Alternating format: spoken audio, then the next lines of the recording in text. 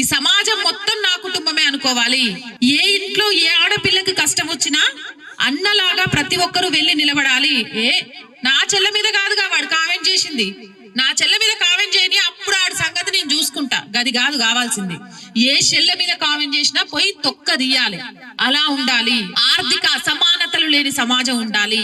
కుల వివక్షత లేని సమాజం ఉండాలి. గడప లోపల కులం, గడప దాటితే హిందూలం అనే విషయాన్ని మనందరం గుర్తుపెట్టుకోవాలి.